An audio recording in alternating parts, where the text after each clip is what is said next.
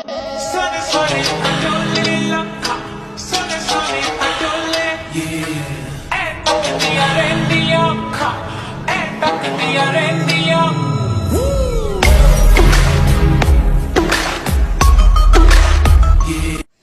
Hello guys, কেমন আছেন? আশা করি ভালো আছেন। তো টিকটকে অনেক কিছু ফরে টরে পাওয়া গেছে, তো টিকটকের কীভাবে ভিডিও রিয়েকশন, তো চলুন দেখে আসি।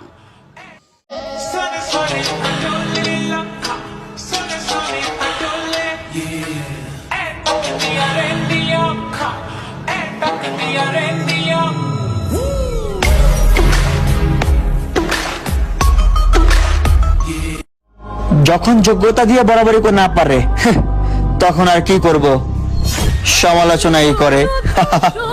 টিকটক করেই তার যাত্রা শুরু, নিজেকে টিকটকার না বলে দাবি করে ইউটিউবের গুরু। আর যখন ভিডিওতে না আসে ভিউ, তখন আমার নামে বদনাম করে কাপাইতে আসে ফর ইউ। আরে ভাইয়া, সফল তো তুমি তাওনি, বুঝো না কে? যখন দেখবা পিছে কুত্তা কেউ করতেছে। अरे बाप रे, ये तो धोती खोल रहा है। নাম তো সবারই চলে, কিন্তু চালানের মতো দম লাগে। তুমি হয়তো সবার কাছে ব্র্যান্ড হতে পারো, বাট আমার কাছে তুমি টিস্যু। যারা নিজেকে ব্র্যান্ড মনে করে আর অন্যদেরকে মনে করে না, তাদের জন্য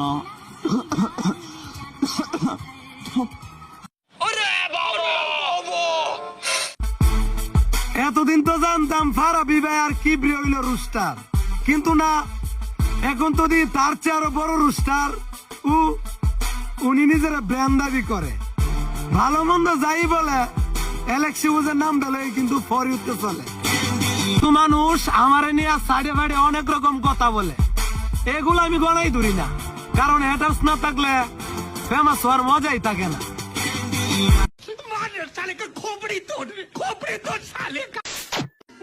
আমার জীবনে আমি অনেক পাপ করছি, তারপরেও কোনোদিন বস্তির পোলাপানের মতো চুল কালার করে নেই।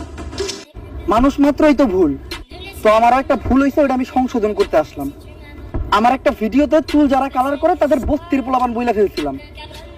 আমার এটা বলা একদমই উচিত হয়নি, কারণ এতে বস্তিতে যারা থাকে তাদেরকে অসম্মান করা হয়েছে। নিজের মায়ের গায়ে হাত তোলার আগে একবার এইটা চিন্তা করি, মায়ের পায়ের নিচেই কিন্তু প্রতিটা সন্তানের বেহেশত। समझ रहे हो? समझ रहे हो ना? ফলোয়ার্স তো আমারও আছে, কিন্তু তোদের মতো না লাফাইয়া চুপচাপ থাকতে পছন্দ করি।